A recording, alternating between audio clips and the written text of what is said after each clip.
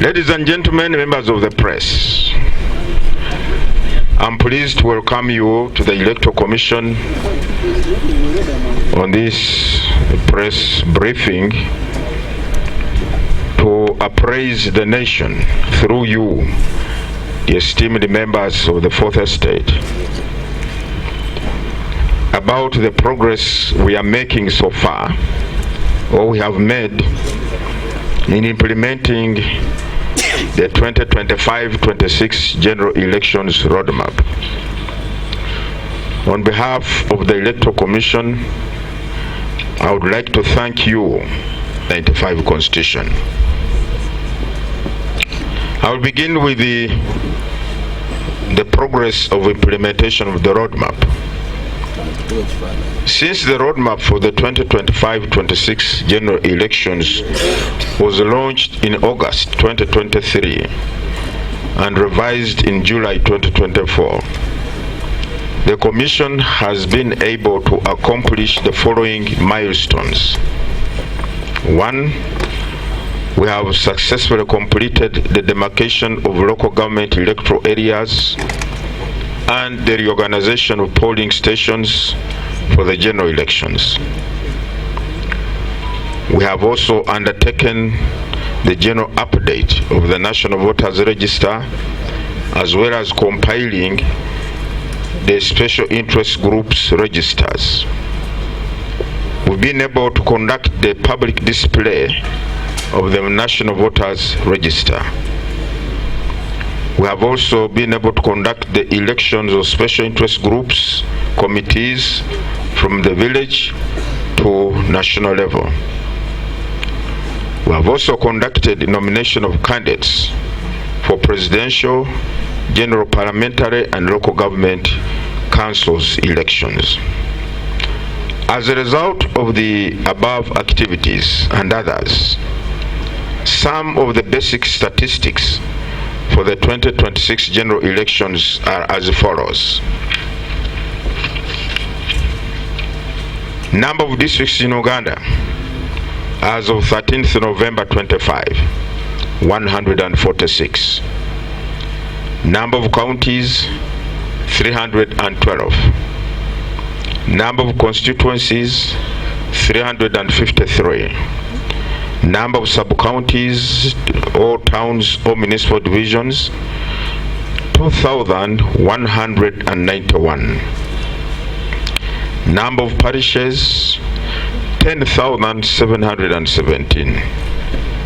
Number of villages, 71,214. Number of polling stations, 50,739. Number of registered voters, 21,681,491. 21,681,491. Out of this total number of registered voters, the male voters are 10,334,362. 10,334,362, which makes 47% of the total number of registered voters. And the female voters are 11,347,129, which translates into 53% of the registered voters. So the female voters, the Commission would once again wish to urge all the registered voters to turn up on the respective polling days to exercise their right to vote and choose leaders of their choice at all levels. The Electoral Commission will soon issue or begin issuance of the voter allocation slips to the voters across the country, detailing or particularizing their respective polling stations to enable them conveniently locate their respective polling stations on polling day.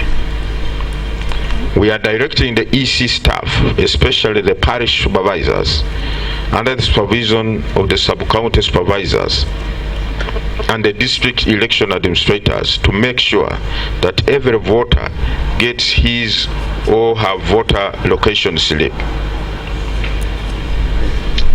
The next item I would like to talk about is the nomination of candidates. Following the conclusion of the nominations, a total of 83,597 candidates were nominated to contest for the 45,505 elective positions, right from president to sub-county councillor. The nominated candidates were flagged off to conduct campaigns at all levels following the guidelines issued by the Commission. And unfortunately, since nominations, some of the nominated candidates at different levels have since passed on. And the Commission has therefore, in accordance with Section 26 of the Parliamentary Elections Act, set aside or appointed Thursday 27th and Friday 28th of November this year as the dates for conducting fresh nominations in the various electoral areas across the country.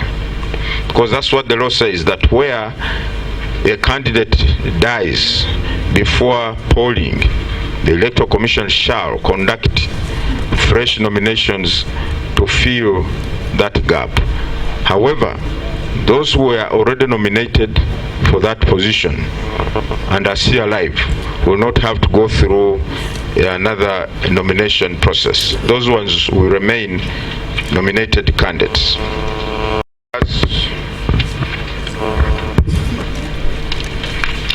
The particulars of the said are as follows.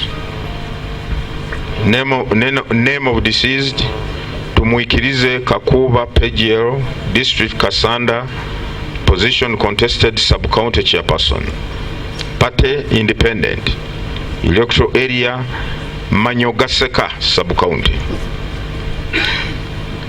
Next is Kubao Patrick, deceased, District Kabong, position contested male older persons representing Loyoro sub-county.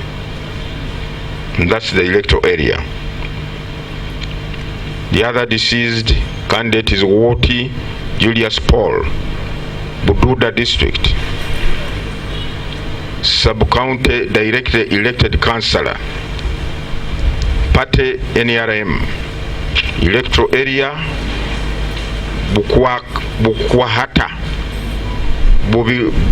Bukibokolo sub-county. Uganda names.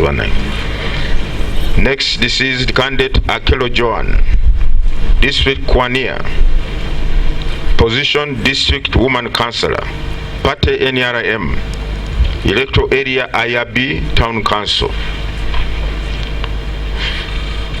The other deceased candidate is Sembuzi Gerald, Nakasongola District, position sub-county directly elected councillor, Party NRM, electoral area Kisalizi Rwampanga sub-county.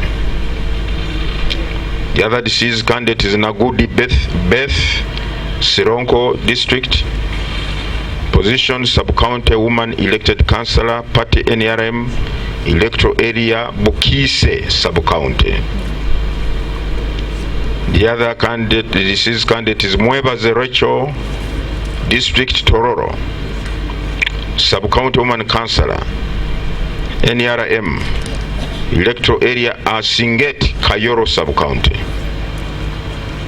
As mentioned, all these are local government positions, and as mentioned earlier, those who are already nominated are not going to be part of this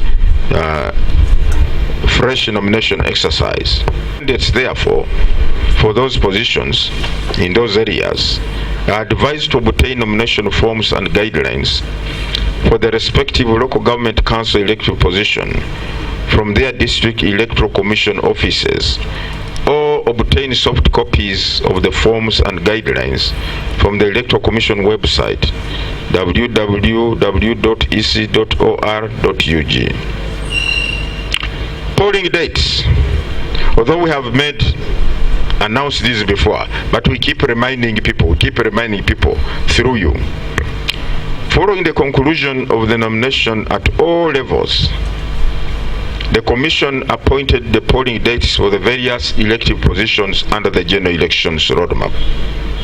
As by way of reminder, the following are the dates for the information of the general public. Elections of the President and members of Parliament, both directly elected and district woman representative, 15th January 2026. National Conference for Election of Persons with Disabilities representatives to Parliament, 19th January 2026. Election of councillors representing special interest groups, that is youth, older persons, and PWDs at sub-county, town, or municipal division, 19th January 2006. Election of councillors representing special interest groups, youth, older persons, PWDs at municipality or city division, 20th January 2026. National Conference for Election of Workers Representatives to Parliament, 21st January 2026.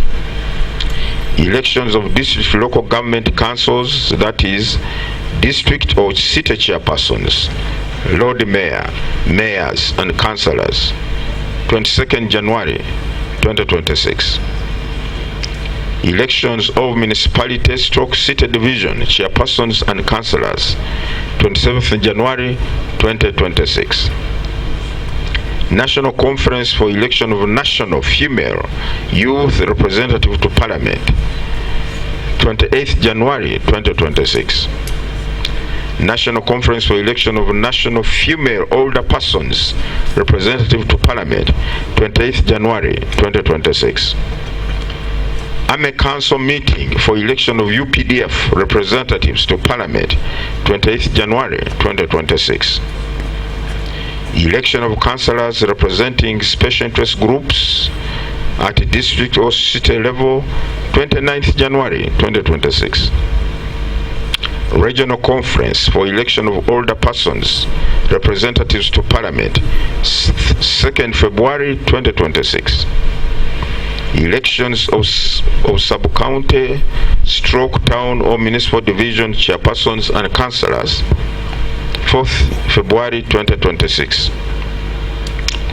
Finally, regional conferences for election of regional youth representatives to Parliament, 6th January 2026.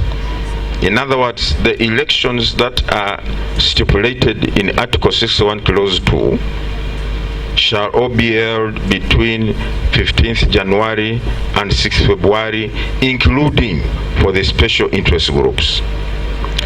We wish to call upon all stakeholders, political parties, the candidates, observers, security agencies, civil society, and the electorate to take note of the respective polling dates and prepare accordingly. The matter I want to talk about is management of petitions arising out of the nomination exercise.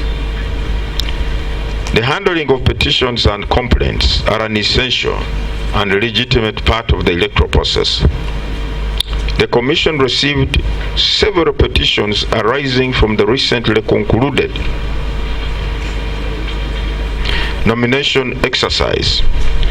In total, the Commission